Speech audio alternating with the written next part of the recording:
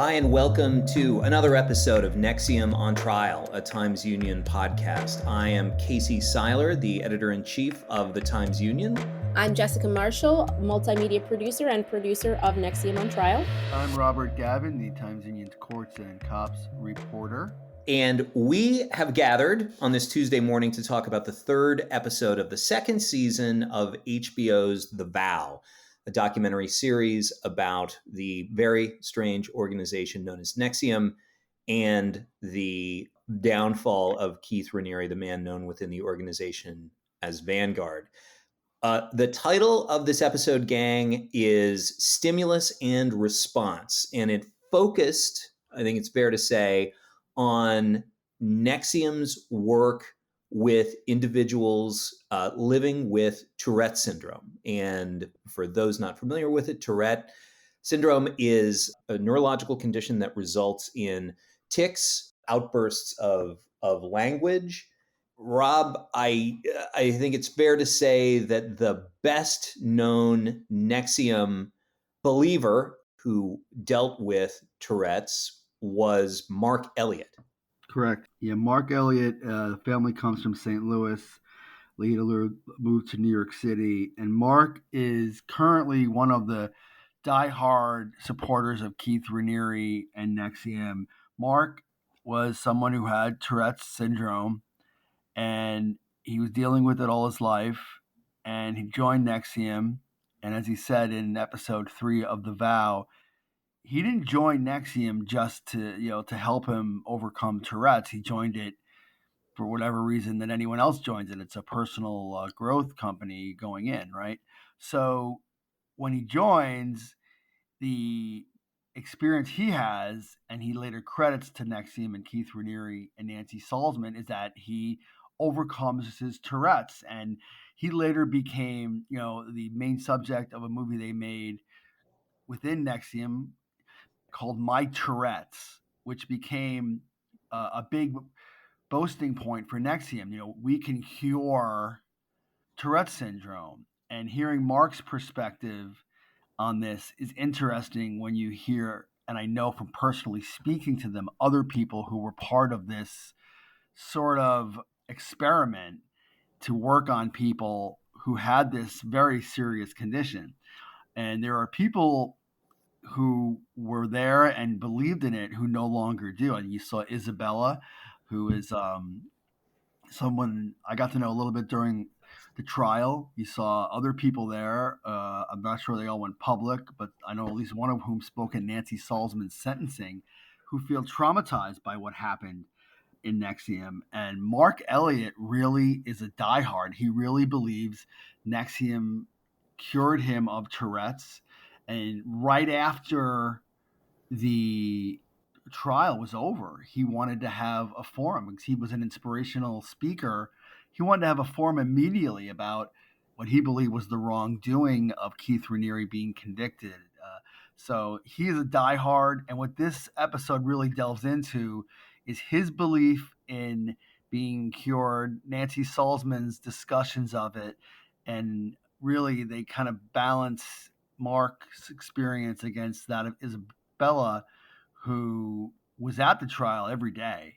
And I know that she was privy to information that a lot of other people didn't. She knew more about DOS, even though she wasn't someone really in DOS, but she knew about it and was someone who knew people in DOS. In fact, at the trial, when they did closing statements and India Oxenberg showed up and Isabella gave each other a big hug. Isabella is someone who kind of saw through it, saw what the deception was going on. And in this episode, she even tells Mark, he's saying, oh, well, this is a sorority. They're lying about things. And she's like, no, they were told this was going to be a tattoo and then they were branded. And he says, well, that would be a crime. That would be assault.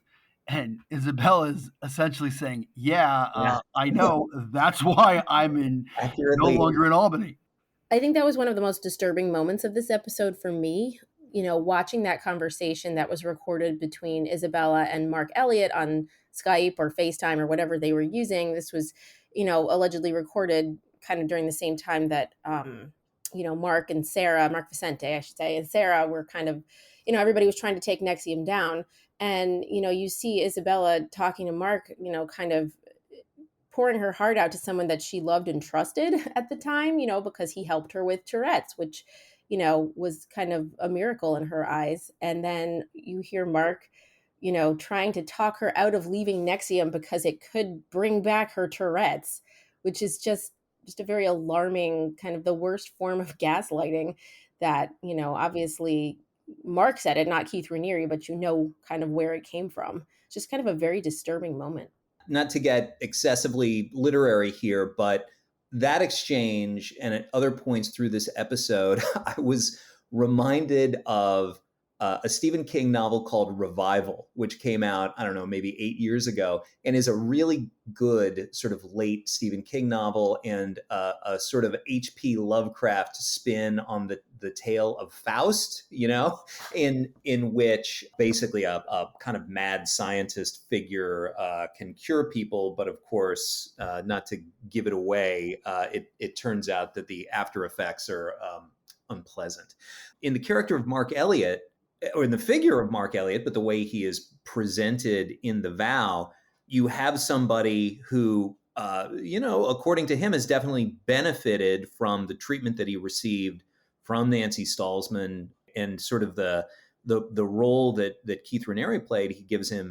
Elliott gives him a lot of credit, but at the same time, he has sort of swapped that condition for a condition, if you will, where Keith Raniere can do no wrong. And his life has now been, it would appear, completely given over to defending what I think most people would argue is indefensible. And in the character of Isabella Constantino, who we should notice from Buffalo, you have somebody who sort of has resisted that kind of bargain.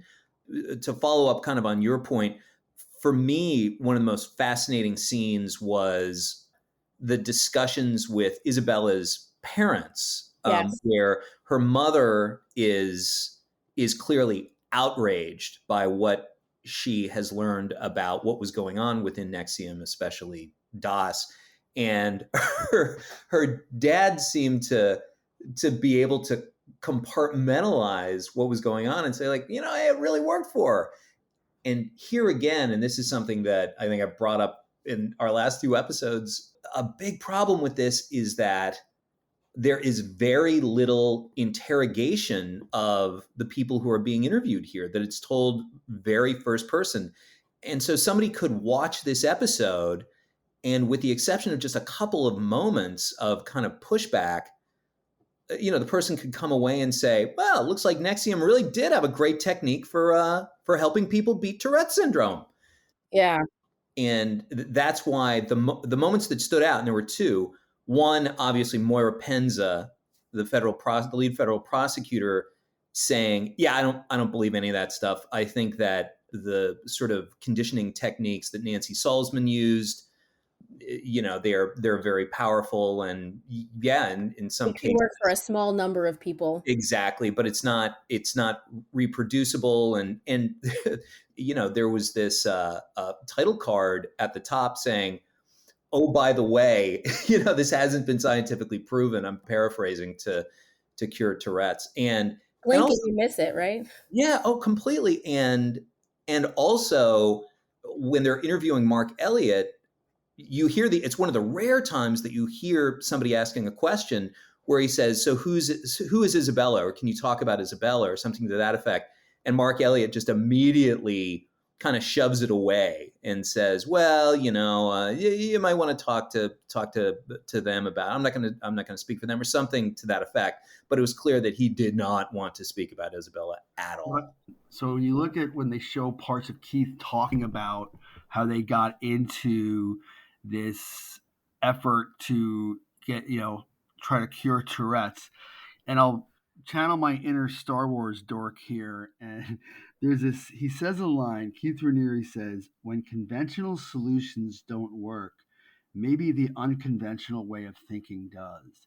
And it kind of brought me to the scene in Revenge of the Sith, where like Emperor Palpatine is like, the dark side of the Force is a pathway to many abilities some consider unnatural, and I'm like, that's in a weird way kind of what he's offering, like the unconventional.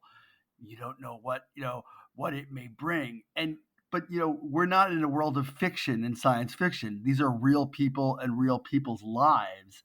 So when you start experimenting with these things and saying unconventional, Mark Elliott May calls Keith Raniere a scientist and a philosopher, but Keith Raniere really isn't a scientist, and he's a self-proclaimed philosopher or self-dubbed philosopher, and these are absolutely real impacts that are happening on people, and I think that's why this brings out so many strong emotions.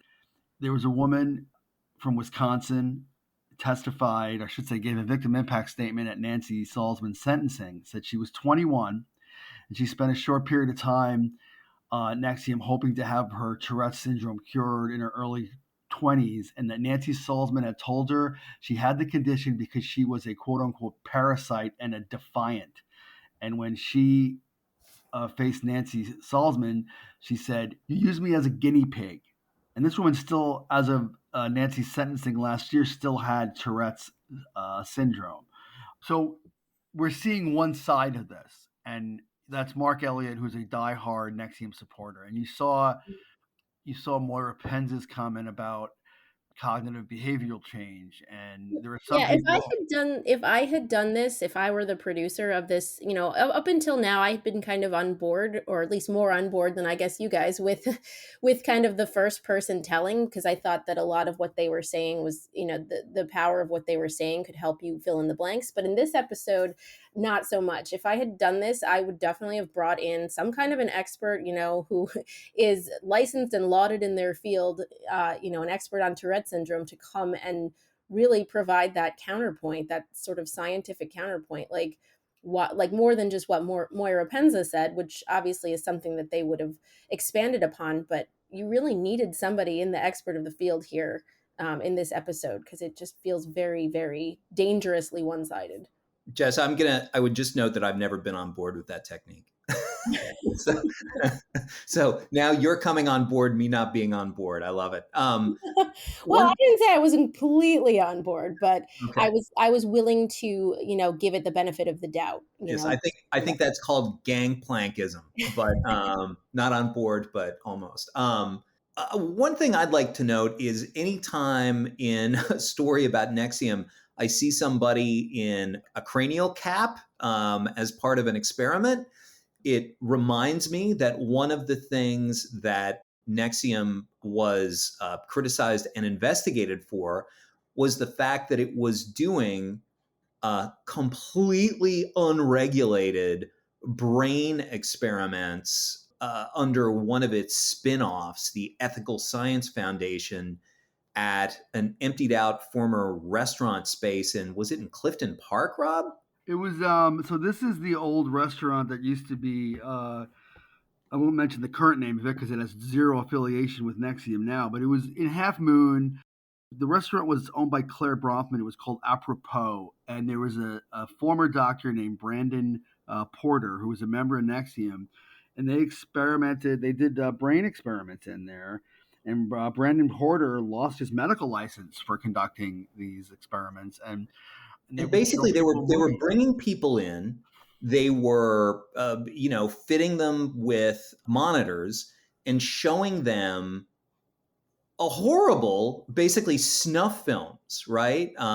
Scenes of folks being murdered, really traumatizing people. And I just found it strange that this entire episode was devoted to NXIVM's, quote unquote, scientific inquiries. But this episode, at least, didn't even take a second to refer to that stuff. And here again, the timeline is kind of scattered.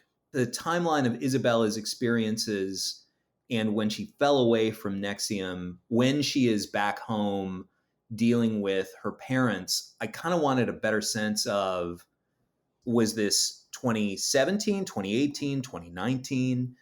2017, the fall of 2017, when NXIVM was exposed and DOS was exposed, and that really began the fall. Keith Raniere arrested in March of 2018, and then, of course, his trial begins in the spring of 2019. What we are getting is a lot of kind of toing and froing to before the fall, during the fall, and then the after the fall. And sometimes it can be very hard to follow, and you are unclear of where people are on the timeline of falling away from Keith Raniere and NXIVM. It is a little tough. Like I say, I can tell you from being at the trial, covering it there every day, and speaking to Isabella, she was an observer at the trial. I would not have known there was any past history of Tourette's or any other issue from just speaking to her.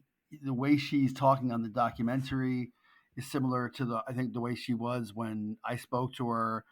My sense, and I could be wrong, is that it's early 2019 because she talked about going to the trial, and the trial obviously was started in May 2019. But I thought it was fascinating to see the difference in the families, like you mentioned. It's similar to the woman who was kept in the room for 2 years, also in Half Moon.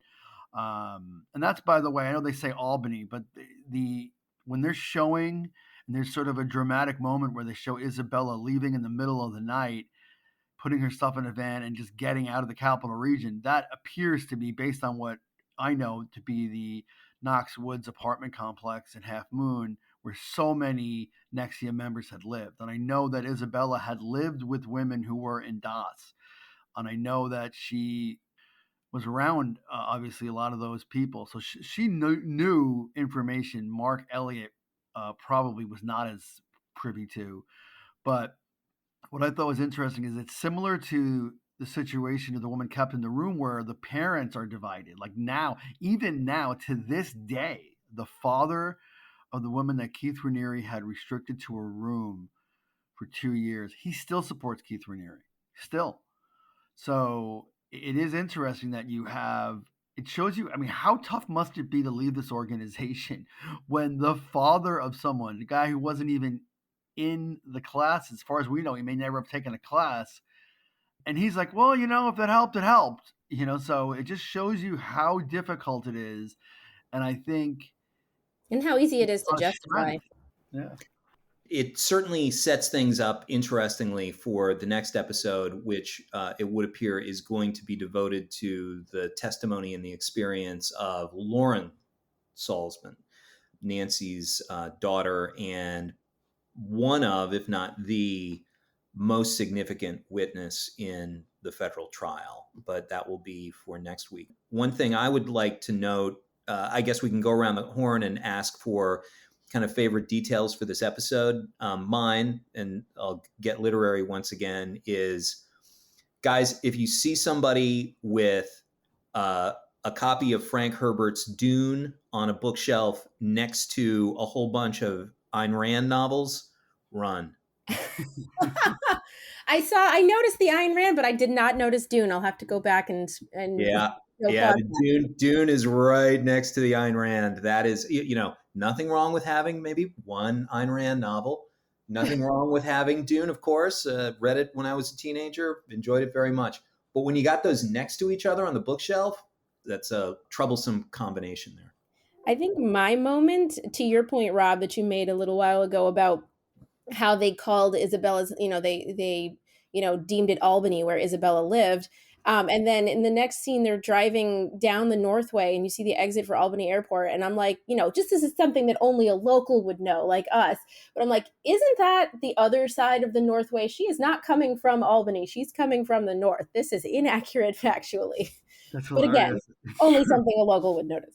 What I noticed, what I'm taking from this is a part, I don't know that people who haven't heard or listened to Keith Raniere a lot will necessarily catch on, but when Isabella and Mark Elliott are having that conversation, I'm listening to Mark Elliott, and I know it's Mark Elliott speaking, and I know it's Mark Elliott's words, but I'm hearing Keith Raniere. When I hear the words Mark Elliott is saying to Isabella, it's like she's speaking to Keith. I mean, he sounds like Keith Raniere. He's using words Keith Raniere would use. and it's kind of chilling. It's just like, wow. I mean, it's the same techniques, the same. And again, for what it's worth, people I've talked to on both sides of NXIVM, most people thought Mark was a very nice guy, and that they don't say a bad word about him. But the words he's using, what we saw there, that's very coercive. To say, oh, well, you could get your Tourette's back. I mean, it's the calmness of the voice and the tone. It was Raniere-esque, and I thought that was something that kind of stuck with me from this.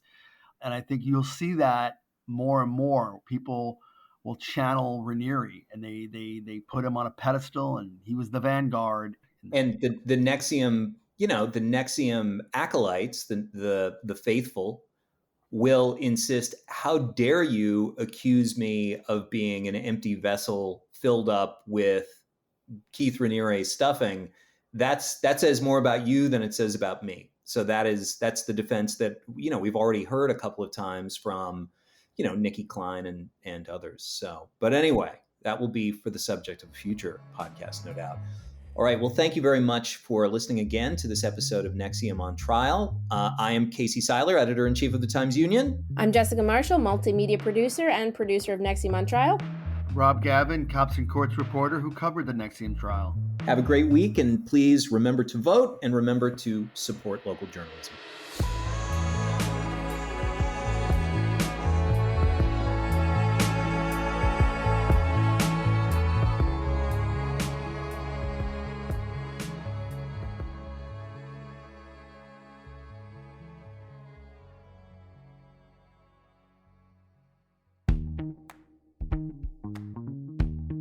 If you're enjoying NXIVM on Trial, be sure to check out its sister podcast, The Eagle.